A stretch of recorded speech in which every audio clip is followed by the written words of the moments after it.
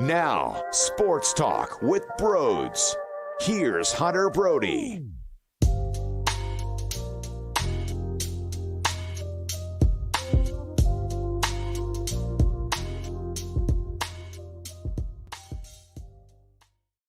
Joel Embiid's pretty good, huh? The final 11 points of the game.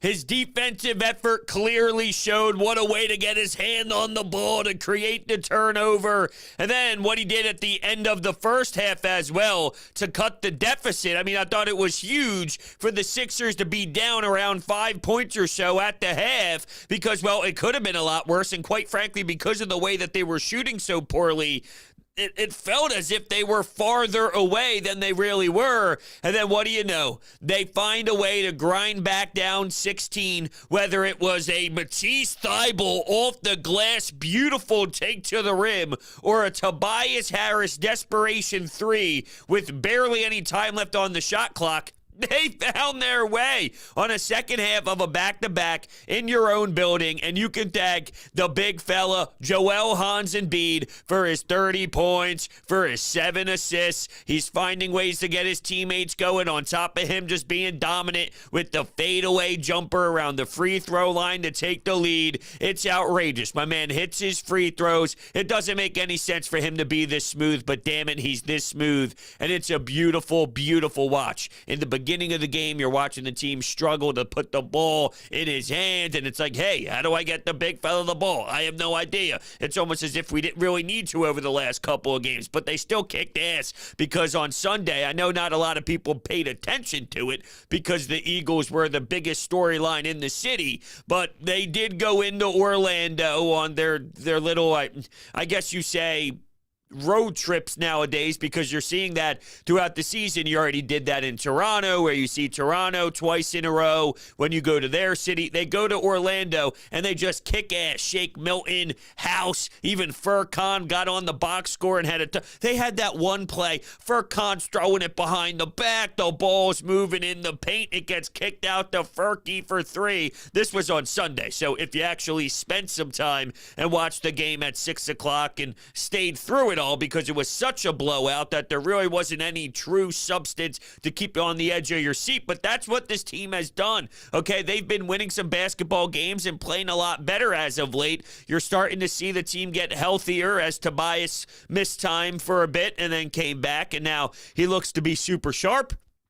And Joel, in his first day, well, it took him a bit of time. And same with Shake. Shake was out of his element early, but then he ended up becoming such a major piece to the win. And Shake is playing fantastic ball. I'm going to be honest with you. I don't know what to expect from Shake Milton moving forward, but if you get anything like this, if you get something so incredible like we've been seeing to this point, and you add that to Tyrese Maxey, and you add that to James Harden, that's scary. That's an addition that I did not anticipate coming. I honestly didn't think that Shake Milton would have a crucial piece to the pie. When you think of the additions that Daryl Morey made in the offseason, bringing in House, bringing in DeAnthony Melton, who I like a lot.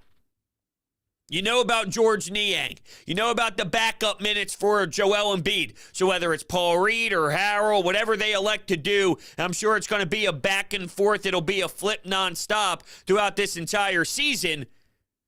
You think about that, and then you think about how many guys play in a playoff rotation. Shake would have to really, really, really, really make a statement, and damn it, he is. I thought the two-man game between him and Joel started to get going, and you're like, hold on a second. Look at this chemistry. Look at this little how do you do. Let's keep attacking. Let's keep seeing what this can blossom into. Because the way he's playing with so much confidence right now, you could see it bleeding out on the floor. Just casual 20-plus each night.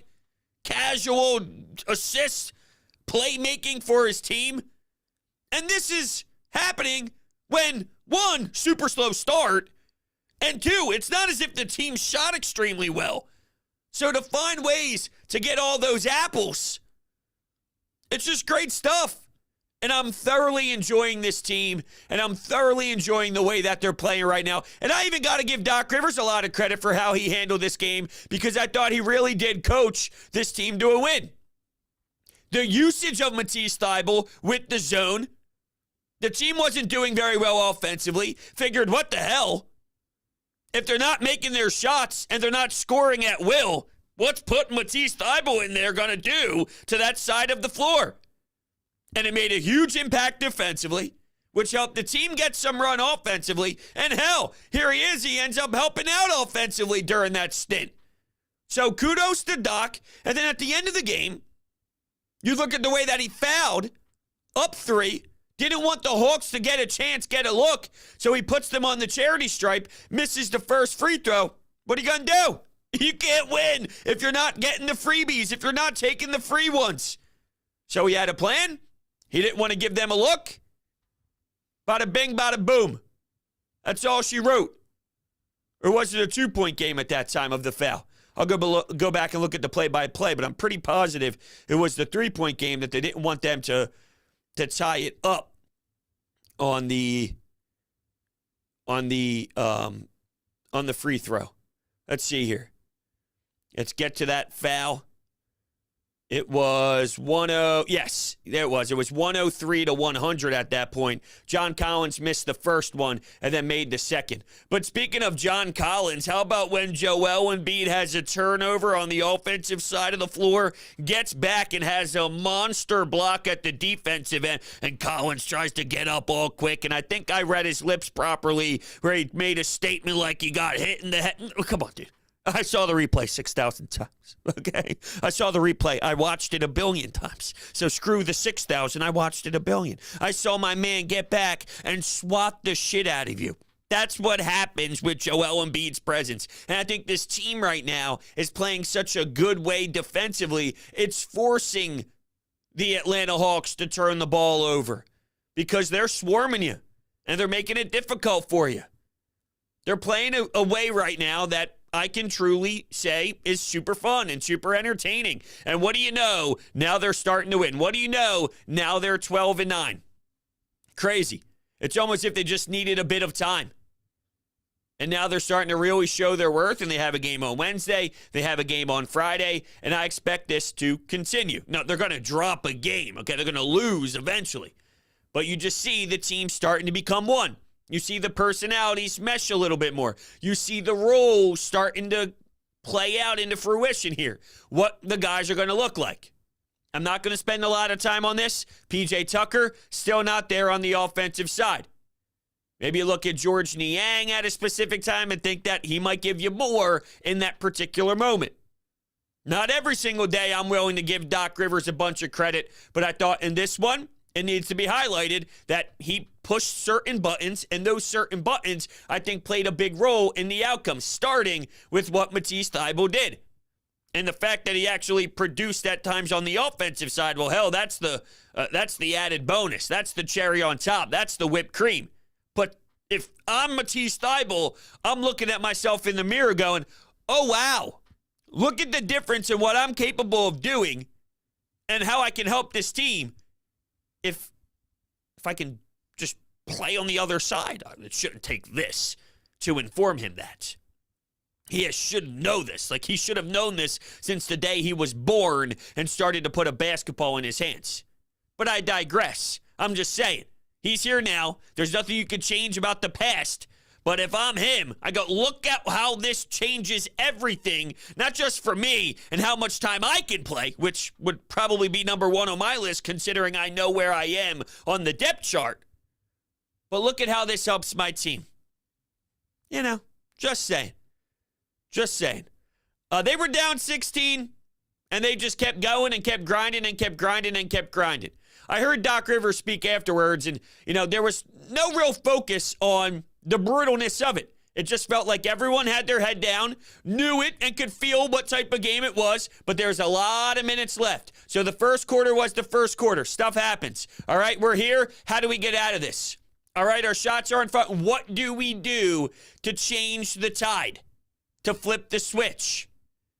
And they just kept going and going and going. And then Joel Embiid said, yeah, hold on a second. Right before half, watch me do my thing. Watch me get a couple buckets. And Tobias in the third. And Tobias in general. I love it, man. I love this version of Tobias Harris. It's incredible. Finished with a double-double. Helped out on the boards. Big time on the glass. The dude's a pro. Not the loudest. He does his thing, though, and that changes what this team can do. Sort of like how I just said with Thibault. But when Tobias gets it, when your fourth option can be this scary, and if you need him on given nights where he's not your fourth option, let's think about this for a little bit of time, right? Because throughout an 82-game season, there's going to be plenty of stretches where some guys are not available, where guys are banged up, they're sidelined for a couple weeks, they're sidelined for hell, even a month or so, and you need someone else to step up. I'm not going to go back and forth about the contract. We know the contract. It has been something we've all debated in this city for literally years now. So the contract is what it is. That's not something I can change. But the fact that you have this dude who on any given night, if you are missing some guys for a period of time, can step into a number 3 role, can step into a number 2 role, can step into any of these roles and have this level of great play. You don't win these games without that. Take that for what it is. I'm not trying to sell you that Tobias is some machine. I'm not trying to tell you that Tobias is better than LeBron. I'm not telling you anything crazy. But within limits, within range here of who Tobias Harris is, I do believe it's important that you have somebody like that who's capable of giving you a 24-point performance and grabbing you 10 rebounds, who can get you 8 rebounds and score 26. When Tyrese Maxey's in a boot, when James Harden is still working on getting back to the floor. About a week ago or so, I saw some videos of some beat reporters. I believe it was at the Camden facility where he was putting up some shots. From there, I really haven't heard too much. Maybe I'm getting sidetracked by the Flyers sucking and ripping my soul out and the Eagles being 10-1 and just not losing many football games and Jalen Hurts showing what he's capable of doing. But I'm just saying, I think it's time to recognize with Tobias, he's an easy target. He's an easy, I don't like him, he's not worth it. I'm just trying to show you that there's worth. And you don't put together this stretch. Think about how much basketball they've been playing lately. Realistically, their one loss in the most recent stretch made a lot of sense. A second half of a back-to-back against the Charlotte Hornets when you played a game in Philadelphia, and then after that game, you flew to Charlotte? I'm just saying. Think about that. So up next, you got Cleveland. You got the Grizzlies. A couple of tough opponents for the rest of this week. But yeah, date back to the Brooklyn Nets game, November 22nd. So damn, it's the 28th right now, right? So they played 5 games from November 22nd to November 28th. Think about how much basketball that is. They lost 1 game on a second half of a back-to-back with travel. After playing a very emotional game at home, say what you will about maybe it not being as hostile as we thought it would be with Ben Simmons because your starters were hurt. You go from that emotional game to a Charlotte team that at the time had about 4 wins. That type of stuff happens. But if you're putting together this type of stretch, you'll be all right over the long haul. But I'm interested to see how they look against Cleveland, who's off to a nice start this year. They put up 133 against Orlando on Sunday. It's funny. It's funny to think about. The Cleveland Cavs at this point are 3rd in the Eastern Conference at 13-7. But you have a man named Joel Embiid, in case you forgot. And that man is awesome. All right, we got some text messages here on the Anytime Hotline. We will start with Daquan. Daquan says, it's so nice to have Joel back. The bench did their job over the last 5 games or whatever it was. He's the leader, and he showed why in the 4th quarter. And you know he was up early for that World Cup game. Yeah, it's funny you bring that up. When he was getting interviewed on the floor afterwards. He had the headset on talking to Ala and Kate Scott.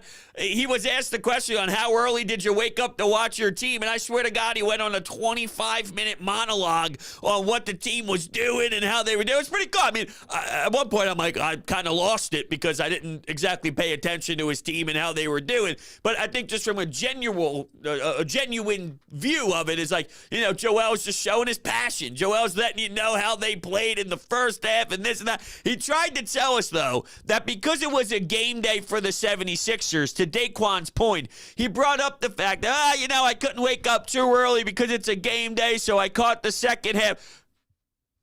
Joel, who you fooling, bro? Come on. Who do you think you're pulling a fast one by? You don't have to hide anything. You dropped 30. You had 7 assists. What was it, 38 and 7? We'll look at the full box score from Hans, okay? He had 37 and 8.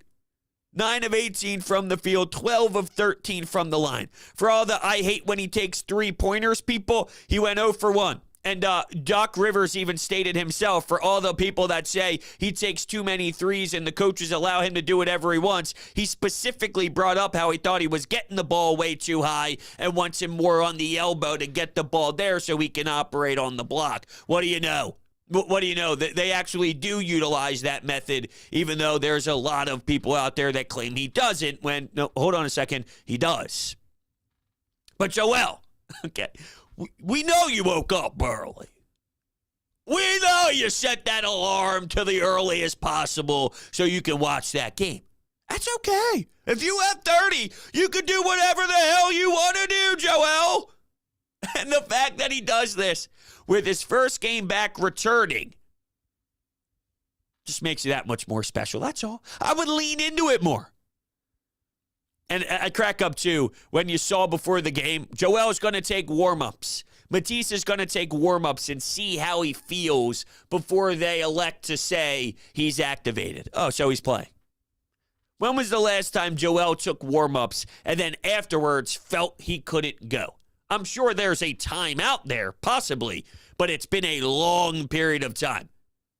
I honestly couldn't even tell you. The last time doesn't even ring a bell because most of the time he puts up his shots, it's, yeah, we're good. We're grooving. Let's go tip the basketball. I'm ready to give you 59. Just saying.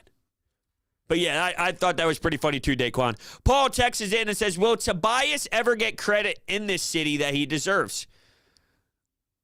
I don't know. And it's such a weird position to be in. Man, this is hard, Paul. This is a hard one. Will he ever get credit? I don't know. I mean, last year he had a damn good postseason for what it was. And then throughout this recent run for him, I'm getting comments on the YouTube channel asking, why can't Tobias ever play like this in the playoffs? He did. You didn't watch that. You didn't pay attention. So I don't know. I guess unfortunately, as I ramble and stutter and talk all over myself and my brain is just all mixed right now because there's so many different layers to this one. And I mean, you can peel it back so many different ways. But from a very, very simplistic view of it all, will he ever get the credit he deserves? No. Because of how much money he gets paid. And he'll never live up to that. He could play damn good. He could be phenomenal in his role. He could have a great playoff game, like I'm talking 38 points in a playoff game, in a 7-game series, and then follow that up with 20, follow that up with 18, follow that up with 19. And I don't think he'd get the credit he deserves because you go, yeah, well, we paid him to get that 38. He should have got 38 in 6 games. You could lose because the other team just is quite flat out better than you, or you don't have the bench to compete by the end, or injuries play a role, or whatever.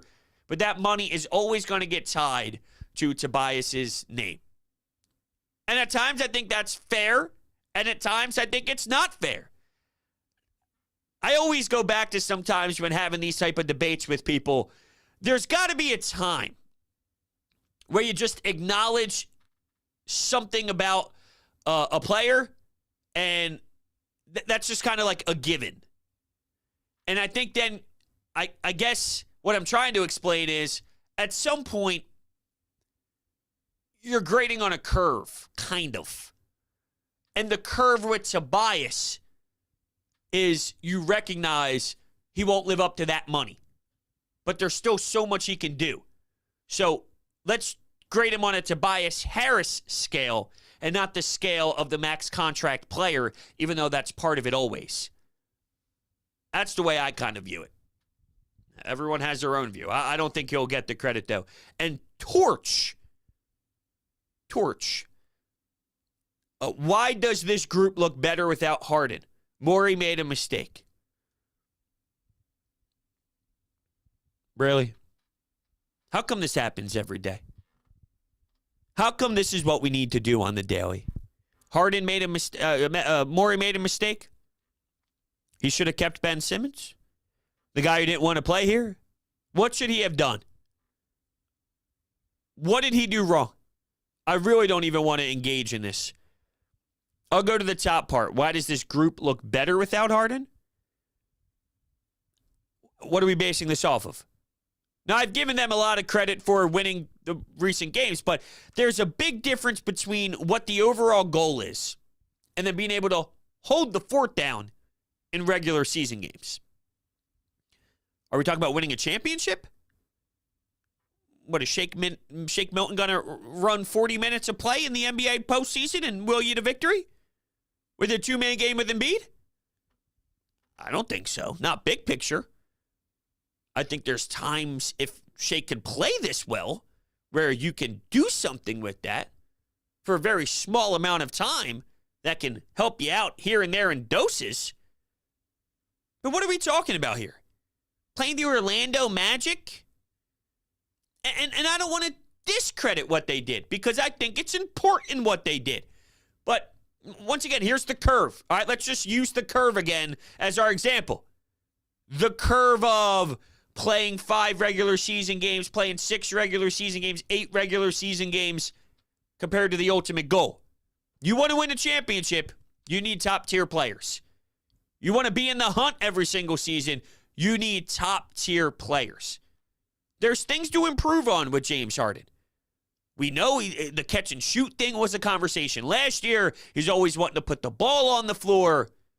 At times, the isolation can be an issue, but at the same time, the isolation could be why you win. Sometimes the one-on-one, let me break you down and shoot off the dribble and do my thing. Well, sometimes why you win. Dribble, step back for 3. You know? Sorry, Torch. That's all you got for me. I can't spend too much longer. I think I've already spent too much time on that type of comment. That's where we're at today. That's how you feel? James Harden. What a horrible piece. I'm glad I don't think like that.